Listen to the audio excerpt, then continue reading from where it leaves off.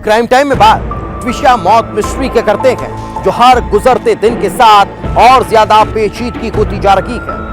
अब तक ट्विशा की मौत का सच सामने नहीं आ पाया है। जहां एक तरफ अब बात सीबीआई जांच तक हो रही है, तो वहीं दूसरी तरफ परिजनों की सेकंड पोस्टमार्टम वाली मांग को खारिज कर दिया गया है। अब सवाल खड़ा होता है कि फिर ट्विशा की मौत की मिस्ट्री कैसे सुलझेगी, वो सच कैसे निकलकर सामने आएगा, जिससे पता चल सके कि आखिर ट्विशा के साथ हुआ क्या है। ये रिपोर्ट देख लीजिए। ट्विशा की मौत मिस्ट्री में नया मूव। क्या सीबीआई करेगी ट्विशा की मौत की जांच? मिलेगा मौत से जुड़े हर सवाल का जवाब। आखिर क्या है ट्विशा शर्मा की मौत का सच?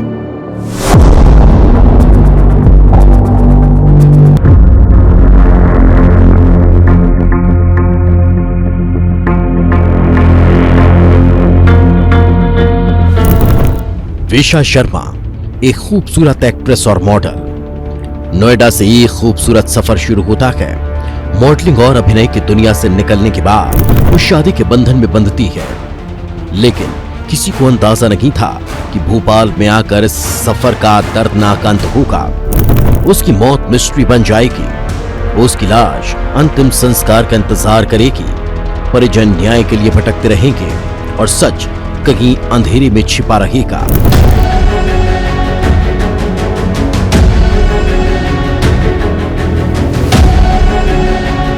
कोई सुनवाई नहीं करता, बस यहाँ से वहाँ घुमा देते हमको। आश्वासन देते हैं, कुछ नहीं करते। जो भी हो रहा है बहुत गलत हो रहा है। मतलब अगर किसी के पास पावर है ऐसे देश में, तो मुझे अपने नहीं रहना।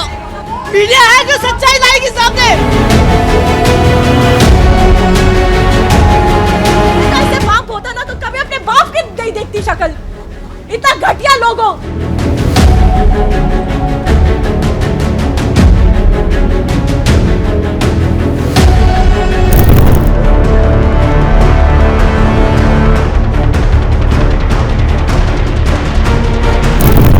बारह मई को ससुराल में संदिग्ध मौत के बाद ट्विशा शर्मा की मौत का राज अभी तक एक राज ही बना हुआ है। परिवार वाले पति समर्थ सिंह और सास गिरिबाला सिंह पर हत्या का आरोप लगा रहे हैं। बॉडी मोर्चरी में रखी हुई है। परिजन दिल्ली एम्स में सेकंड पोस्टमार्टम की मांग कर रहे हैं। 8 दिन बीत चुके हैं। अब परिवार के सब्र का बांध टूटने लगा, उम्मीद छूटने लगी। लेकिन जिसके बाद ट्विशा के परिजनों ने मुख्यमंत्री डॉक्टर मोहन यादव से मुलाकात कर न्याय की गुहार लगाई है।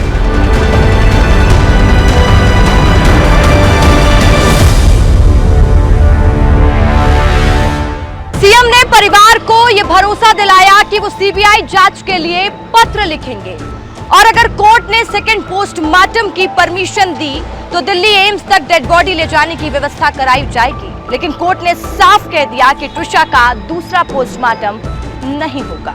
8 दिन से बॉडी मोर्चरी में पड़ी है, जिसके बाद पुलिस ने पत्र लिखकर परिजनों को जल्द से जल्द बॉडी लेने के लिए कहा है और हवाला दिया कि बॉडी को ज्यादा दिन तक सुरक्षित रखने की व्यवस्था एम्स में नहीं है।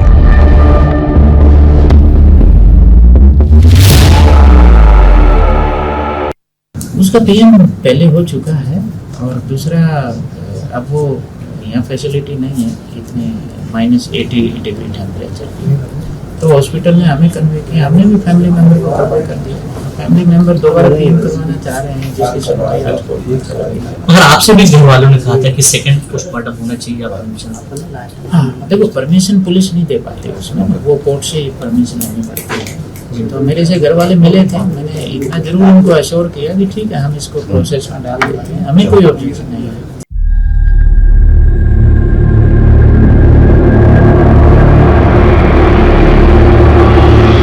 पुलिस के पत्र के बाद ट्विशा के पिता नवनिधि शर्मा ने कहा कि जिसका डर था वही हो रहा है।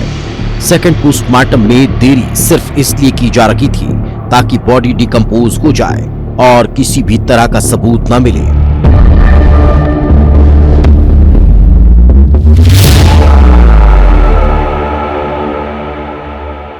और ऑलरेडी उन्होंने प्रेस रिलीज कर दिया है पुलिस ने, जिसमें वो असमर्थता दिखा रहे हैं। इसी का तो डर था हमें। आप देख रहे हैं मीडिया लोग हम पहले दिन से चिल्ला रहे हैं कि ये जानबूझ करके बॉडी डिकम्पोज करना चाहते हैं, ये बहुत कुछ छुपाना चाहते हैं। अभी हम जिसका डर था वही इन्होंने साबित कर दिया। ये एक बहुत बड़ा नेटवर्क है। ये हम राजाओं के खिलाफ, न्यायाधीशों के खिलाफ, हम एक प्रशासन के खिलाफ लड़ाई लड़ रहे हैं।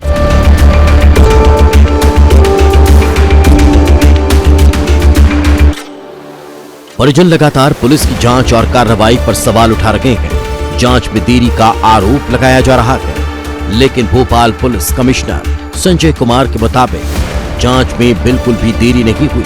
जांच समय पर हुई, एफआईआर हुई। अब तक की जांच में पुलिस इसे एक सुसाइड केस मानकर चल रही है।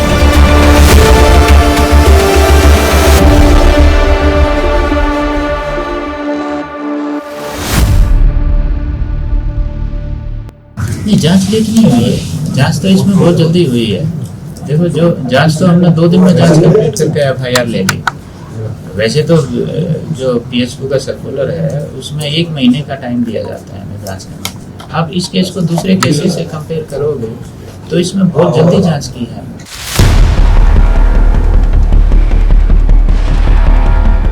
विषया के माता पिता इसे सिर्फ और सिर्फ दहेज के लिए हत्या बता रहे हैं। अनप्लैन्ड प्रेगनेंसी के विवाद में प्लैन्ड मर्डर बता रहे हैं। वो पुलिस की जांच पर सवाल उठा रहे हैं। विषया की मां का कहना है कि मौत से पहले विषया ब्यूटी पार्लर गई थी। उसने ऑनलाइन पेंटिंग ब्रश ऑर्डर किया था। जो लड़की पार्लर से आई हो, वॉक पर गई हो, जो पेंटिंग की तैयारी कर रही हो, वो सुसाइड कैसे कर सकती है?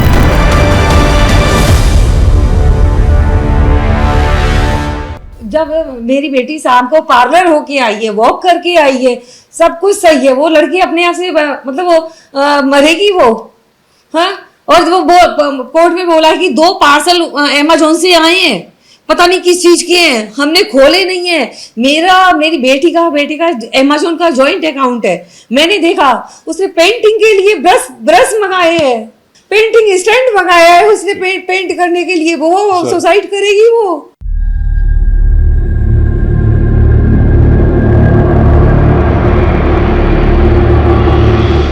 विषया शर्मा की मौत के बाद जैसे जैसे दिन बीत रहे हैं, सवाल भी बढ़ते जा रहे हैं। क्या विषया की जांच में देरी की जा रही है? क्या जानबूझकर मामले को दबाया जा रहा है? क्या पुलिस रिटायर्ड जज, सास और वकील पति के दबाव में काम कर रही है? पुलिस बिकी हुई है उनकी। पुलिस गलत बोल रही है, दहेज हत्या है उसकी। बच्ची के साथ जो हुआ है ना, वो गिरबाला सिंह के वजह से और जो समर सिंह के वजह से, जो उन्होंने उनके साथ गलत किया है, जो तरीके से पोर्ट्रे किया है, मैनिपुलेट किया है, उसको इतना हरास किया है ना बच्ची को।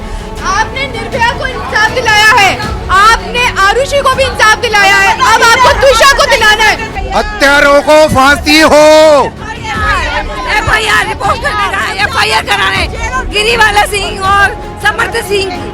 महिला थाने में भी एक महिला की एफआईआर दर्ज नहीं की जा रही है। महिला थाने के बाहर खड़े हुए हैं। जो सुरक्षा हमारी देश की करता है और न्याय देता है, उसमें घर में ही हमारी बेटी की हत्या कर दी जाती है, तो हम इस न्यायाधीशों पे कैसे विश्वास करेंगे?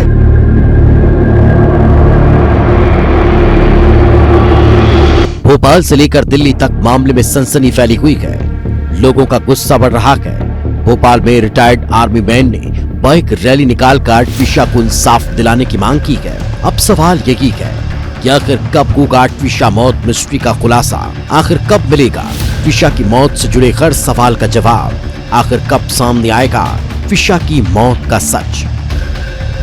विस्तार न्यूज के लिए विवेक राणा की रिपोर्ट।